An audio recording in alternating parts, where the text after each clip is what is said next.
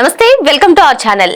YS Vivekananda Reddy గారి హత్య కేసులో కీలక పరిణామం అని చెప్పుకోవచ్చు. మరి ట్రయల్ కోర్టు తీర్పును సవాల్ చేస్తూ సునీత గారు ఏదైతే పిటిషన్ దాఖలు చేశారో ఆ పిటిషన్ పైన విచారణ చేపట్టిన ధర్మాసనం కొన్ని కీలక కామెంట్స్ చేసింది. మరి మొత్తానికి అవినాష్ రెడ్డిని కస్టడీకి తీసుకునే అవకాశాలు కనిపిస్తున్నాయా తెలుసుకునే ప్రయత్నం చేద్దాం. దీన్ని విశ్లేషించడానికి మనతో పాటుగా ఉన్నారు ప్రముఖ ఆర్థిక, రాజకీయ, సామాజిక విశ్లేషకులు అపసాని రాజేష్ గారు.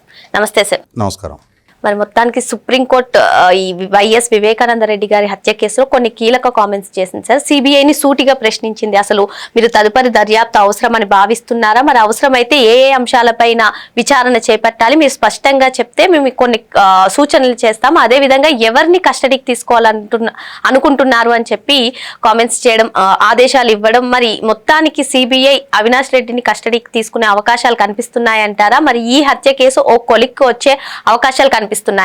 ఇప్పుడు వాస్తవంగా తెలంగాణ హైకోర్టు గతంలో వివేకానంద రెడ్డి గారి హత్య కేసులో అవినాష్ రెడ్డికి ఇచ్చిన బెయిల్ అంశాన్ని గౌరవ సుప్రీంకోర్టు చాలా సీరియస్గా పరిగణలోకి తీసుకొని ఎలా బెయిల్ ఇస్తారు, ఆ ఇచ్చిన తీర్పు, ఆ ఇచ్చిన విధానాన్ని కూడా ప్రశ్నిస్తూ అట్రాషియస్ అనే ఒక కామెంట్ చేశారు, పదం వాడారు. అంటే న్యాయస్థానం తన దిగువనున్న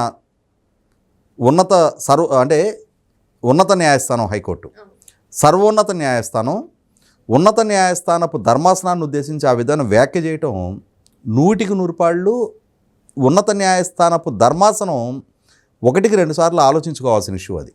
అంటే అతనికున్న రాజకీయపు పదవి, హోదా, అతనికున్న పరపతి, వీటికి ప్రాధాన్యత ఇచ్చి ఒక హత్య కేసు అక్యూజ్డ్గా పరిగణించకుండా అతనికి ఏదో అడిషనల్ ప్రివిలేజ్ కల్పిస్తూ ఆ బెయిల్ ఇచ్చినట్టుగా ఆ ఉత్తర్వులు ఉన్నాయి. ఇదే అంశాన్ని డాక్టర్ సునీత గారు సుప్రీంకోర్టులో సవాల్ చేసిన నేపథ్యంలో మరి ఆ రోజున సుప్రీంకోర్టు ఈ ఇచ్చిన బెయిల్నే ఆక్షేపణ వ్యక్తం చేశారు. కానీ గౌరవ సుప్రీంకోర్టు ధర్మాసనం హైకోర్టు తీర్పుని ఆక్షేపించి కూడా ఆల్మోస్ట్ 2 సంవత్సరాలు అయిపోయింది. ఇప్పటికీ దాని మీద తదుపరి చర్యలు లేవు, ఉత్తర్వులు లేవు. కానీ డాక్టర్ సునీత గారు మాత్రం ఎక్కిన కోర్టు గడప ఎక్కకుండా, ఎందుకంటే ఈరోజు మనం 2026 జనవరి 20వ తారీఖులో ఉన్నాం. వివేకానంద రెడ్డి గారి హత్య జరిగినేటికి 6 సంవత్సరాల 10 నెలల 6 రోజుల కాలం అయింది. ఆయనేమి సాదాసీదా సామాన్య వ్యక్తి కూడా కాదు. ఆయన స్వయంగా ఒక మాజీ ఎంపీ, ఒక మాజీ మంత్రి, మాజీ ఎమ్మెల్సీ, మాజీ ఎమ్మెల్యే, ఒక మాజీ ముఖ్యమంత్రికి స్వయానా తమ్ముడు, ఇంకొక మాజీ ముఖ్యమంత్రికి స్వయానా చిన్నాన్న. అంతటి హై ప్రొఫైల్డ్ పర్సను 6 సంవత్సరాల 10 నెలల 6 రోజుల క్రితం ఆయన సొంత ఇంట్లోనే దారుణంగా గొడ్డళ్లతో నరికి చంపబడితే ఆ కేసు విచారణ ఇప్పటికీ ఒక లాజికల్ కంక్లూషన్కి రాలేదు అని అంటే విచారణా సంస్థల ఇంటెగ్రిటీ, ఆ విచారణా సంస్థల ఇంటెగ్రిటీని ప్రశ్నార్థకం చేస్తూ ప్రశ్నిస్తూ పదే ఆ చనిపోయిన ఆయన కుమార్తె డాక్టర్ సునీత గారు ఆమె చేస్తున్న ఒంటరి పోరాటానికి న్యాయస్థానాల వైపు నుంచి ఆమెకు మద్దతుగా ఆదేశాలు ఇస్తున్నా కూడా ఆ విచారణ ఇప్పటికీ ఒక కొలిక్కి రాకపోవటం అనేది, ఆమె లేవనెత్తుతున్న అనుమానాలకి ఇప్పటికీ సరైన సమాధానాలు దొరక్కపోవటం అనేది 100% ఇది విచారణా సంస్థల ఇంటెగ్రిటీ ప్రశ్నార్థకం చేస్తుంది, న్యాయ వ్యవస్థ ఇంటెగ్రిటీ కూడా ప్రశ్నార్థకం చేస్తుంది. ఎందుకంటే ఇక్కడ ఈరోజు సుప్రీంకోర్టులో జరిగిన విచారణలో ఏ అంశాలనైతే డాక్టర్ సునీత గారు సుప్రీంకోర్టు ధర్మాసనం దృష్టికి తీసుకొచ్చారో, సుప్రీంకోర్టు ధర్మాసనం ఏ ప్రశ్నలైతే సిబిఐకి లేవనెత్తిందో, మీరు తదుపరి విచారణ కావాలనుకుంటున్నారా, మీరు ఏ అంశాల్లో విచారణ చేయాలనుకుంటున్నారు, మీరు ఎవరెవరిని కస్టడీలోకి తీసుకొని విచారించాలనుకుంటున్నారు అనే ప్రశ్నలని 1 సంవత్సరం క్రితం కూడా లేవనెత్తింది. లేవనెత్తిన నేపథ్యంలోనే ఆ రోజు డాక్టర్ సునీత గారి లాయర్ సిద్ధార్థ లూత్రా గారు సుప్రీంకోర్టు ధర్మాసనం దృష్టికి కొన్ని అంశాలు తీసుకొచ్చారు. ఇంకా ఈ ప్రశ్నలు సమాధానాలు దొరకకుండా ఉన్నాయి, ఇంకా ఈ వ్యక్తుల ప్రమేయం గురించి విచారణ జరగాల్సి ఉంది, మరి సిబిఐ విచారణ పూర్తయింది అని చెప్పని మాకు అఫిడవిట్ ఇచ్చారు కదా అని చెప్పని ధర్మాసనం ప్రస్తావించినప్పుడు మీరు పలానా టైంలోగా విచారణ ముగించమని సిబిఐకి ఒక గడువు నిర్దేశించారు కాబట్టి విచారణలో ఈ అంశాలు ఇంకా విచారణ జరగకపోయినా కూడా కాంటపట్టు సిచ్యుయేషన్లో సిబిఐ విచారణ ముగిసిందని చెప్పాల్సి వచ్చింది అని చెప్పని సిద్ధార్థ రూత్ర గారు ధర్మాసనం దృష్టికి తీసుకెళ్ళినప్పుడు కన్విన్స్ అయిన ధర్మాసనం, సరే మీరు ఈ వాదన సిబిఐ న్యాయస్థానంలో చెప్పండి, కేసు మెరిట్స్ ప్రాతిపదిక మీద సిబిఐ న్యాయస్థానం నిర్ణయం తీసుకోవాలి అని చెప్పని సుప్రీంకోర్టు ధర్మాసనం సిబిఐ న్యాయస్థానానికి డైరెక్ట్ చేసింది. అంటే గౌరవ సుప్రీంకోర్టు ఈ కేసును పర్యవేక్షిస్తున్నట్టే కదా. గౌరవ సుప్రీంకోర్టు పర్యవేక్షణలో వచ్చిన ఆదేశాలని, గౌరవ సుప్రీంకోర్టు స్వయంగా ఇచ్చిన ఆదేశాలని సిబిఐ న్యాయస్థానం ఎంత సీరియస్గా పరిగణలోకి తీసుకోవాలి. అక్కడ కూడా వాద ప్రతివాదనలు జరిగినాయి. అక్యూజ్డ్గా ఉన్నవాళ్ళు అసలు విచారణ అవసరం లేదు, ఇంకా విచారణ పేరిట ఎన్ని సంవత్సరాలు కాలాతీతం చేస్తారు, ఇప్పటికే ఛార్జ్షీట్లు ఫైల్ అయిపోయినాయి కదా, ఇంకా అడిషనల్ విచారణ అవసరమేముంది అంటే వెలికి తీయాల్సిన అసలు సిస్సలు నిజాలని వెలికి తీయకుండా అడ్డుకోవటం అక్యూజ్డ్ లక్ష్యం. అసలు సూత్రధారులు ఎవరు? 40 కోట్ల రూపాయలు సుపారీ ప్రస్తావన తెచ్చిన అంతటి స్తోమత ఉన్న వ్యక్తులు ఎవరు? అసలు అంతటి డబ్బుకి సోర్స్ ఎక్కడా? అలాగే దస్తగిరి దగ్గర నుంచి రికవర్ చేసుకునే 72 లక్షల రూపాయల నల్లధనానికి సోర్స్ ఏంటి? ఇవేవి ఇప్పటిదాకా విచారణ జరగల. ఒక ఇన్కమ్ ట్యాక్స్ ఇన్వాల్వ్ కాలేదు, ఒక ఎన్ఫోర్స్మెంట్ డైరెక్టరేట్ ఇన్వాల్వ్ కాలేదు. అలాగే కాల్ రికార్డ్స్కు సంబంధించి తెల్లవారుజామున 3 గంటలకి జగన్మోహన్ రెడ్డి గారి కుటుంబానికి సమాచారం అందించబడింది అని చెప్పని కాల్ రికార్డ్స్ ద్వారా అవినాష్ రెడ్డి ఫోన్ నుంచి జగన్మోహన్ రెడ్డి గారి కుటుంబానికి, జగన్మోహన్ రెడ్డి గారికి, భారతి గారికి పిఎల్గా పనిచేస్తున్న వాళ్ళకి ఫోన్ ద్వారా సమాచారం అందించబడింది. ఆ కాల్ రికార్డ్స్ కూడా అన్నీ చాలా స్పష్టంగా వెలికి తీసిన తర్వాత కూడా మరి ఆ టైంలోనే సమాచారం అందుకున్న జగన్మోహన్ రెడ్డి గారు వాళ్ళ కుటుంబ యాజమాన్యంలో ఉన్న మీడియా సంస్థ ద్వారా సహజ మరణం అని ఎందుకు ప్రచారం చేయించారు?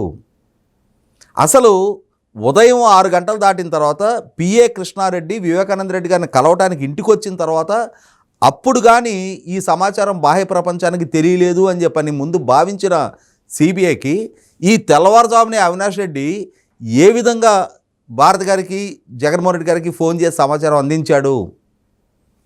ఇక్కడ రీసెంట్గా ఆ రోజు మీడియాకి వివేకానంద రెడ్డి గారిది సహజ మరణం అని చెప్పిన విజయసాయిరెడ్డి గారు మీడియాతో మాట్లాడుతూ ఆ సమాచారం నాకు ఇచ్చింది అవినాష్ రెడ్డి అని చెప్పడం జరిగింది. అంటే ఇక్కడ అవినాష్ రెడ్డి ప్రమేయం చాలా స్పష్టంగా నిర్ధారణ అవుతూ ఉంది.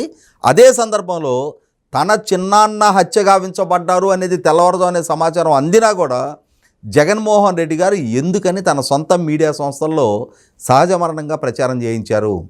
అదే సందర్భంలో తన సొంత చిన్నాన్న హత్య గావించబడ్డారు అని చెప్పిన సమాచారం వచ్చినా కూడా ఆయన చాలా క్యాజువల్గా ఎందుకని తన పార్టీ మేనిఫెస్టో రూపకల్పనలో ఉమ్మారెడ్డి వెంకటేశ్వర గారితో, అజయ్ కల్లం గారితో చర్చల్లో మునిగి తేలారు? వీటికి వేటికి ఇంతవరకు సమాధానం దొరకలా. వీటికి వేటికి ఇంతవరకు సిబిఐ సమాధానాలు రాబట్టలా. అంటే ఇప్పటికీ ఈ కేసులో జగన్మోహన్ రెడ్డి గారిని, భారతి గారిని, ఉమ్మారెడ్డి గారిని, విజయసాయిరెడ్డి గారిని, అజయ్ కల్లం గారు వంటి వాళ్ళని అసలు సిస్సలు రూపంలో, అసలు సిస్సలు ఈ నేరం రూపంలో, ఈ నేరం నుంచి సమాధానం రాబట్టే రూపంలో పూర్తిస్థాయి విచారణ జరపలేదని నిర్ధారణ అవుతూ ఉంది. అలాగే కోట్ల రూపాయల డబ్బు చేతులు మారిన అంశంలో ఆ కోట్ల రూపాయలకి మూలం ఏంటి అన్న అంశంలో కూడా ఇప్పటిదాకా విచారణ జరగల. మరి వీటన్నిటి గురించి పదే పదే డాక్టర్ సునీత గారు న్యాయస్థానాన్ని అప్రోచ్ అవుతూ ఉన్నారు.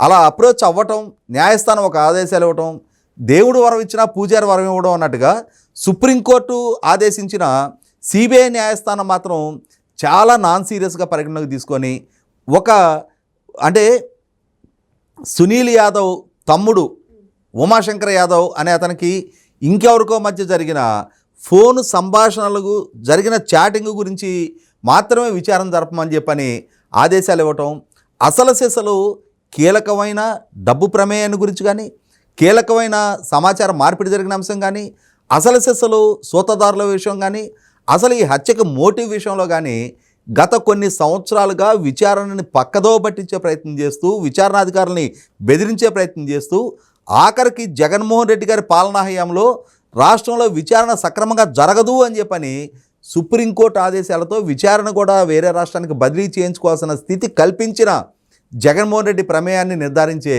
దిశగానే ఇప్పటిదాకా విచారణ జరగటంలా. కానీ సునీత గారు అసలు సిస్సలు సూత్రధారుల ప్రమేయం నిర్ధారణ జరిగే వరకు నా న్యాయ పోరాటాన్ని నేను ఆపను అని చెప్పని ఆమె మాత్రం రాజీలేని పోరాట ధోరణి ప్రదర్శిస్తూ ఉన్నారు. ఆమె ప్రదర్శిస్తున్న ఆ రాజీలేని పోరాట ధోరణి చూసిన తర్వాత అయినా ఒక తండ్రి హత్య గావించబడి సుమారుగా ఇంకొక మార్చి 15 వస్తే 7 సంవత్సరాల కాలం పూర్తవుతున్నా కూడా ఆ తండ్రికి న్యాయం జరగాలి అని చెప్పని ఆ తండ్రిని కోల్పోయిన బాధితురాలుగా కుమార్తె డాక్టర్ సునీత గారు చేస్తున్న ఈ ఒంటరి పోరాటాన్ని ఇప్పటికైనా సరే సర్వోన్నత న్యాయస్థానం పరిగణలోకి తీసుకొని సిబిఐ న్యాయస్థానానికి ఒక స్పష్టమైన ఆదేశాలు ఇచ్చి, లేదు సిబిఐకి తానే ఒక స్పష్టతతో కూడిన ఆదేశాలు ఇచ్చి ఇప్పటికైనా ఆ కేసు విచారణ ఒక లాజికల్ కంక్లూషన్కి తీసుకురావాల్సింది. ఇంతటి హై ప్రొఫైల్డ్ వ్యక్తుల హత్య జరిగితేనే 7 సంవత్సరాల పాటు ఆ కేసుకు సంబంధించి అసలు సిస్సలు రాబట్టాల్సిన సమాధానాలను రాబట్టలేని నిస్సహాయ స్థితిలో సిబిఐ ఉండిపోవడం అనేది దేశ అత్యున్నత విచారణా సంస్థ ఇంటెగ్రిటీ ఇవాళ ప్రశ్నార్థకంగా మారుస్తూ ఉంది.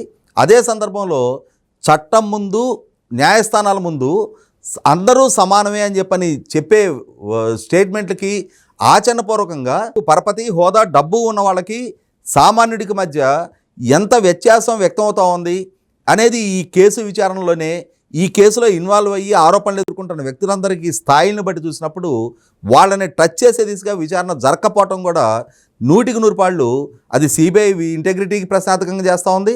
న్యాయస్థానాల ఇంటెగ్రిటీ కూడా ప్రశ్నార్థకం చేస్తున్న నేపథ్యంలో ఇప్పుడు జరుగుతున్న విచారణ ద్వారానైనా సరే సర్వోన్నత న్యాయస్థానం ఒక స్పష్టతతో కూడిన ఆదేశాలు ఇవ్వాల్సిన అవసరం ఉంది. మరో అంశంతో మళ్ళీ కలుద్దాం. Thank you sir.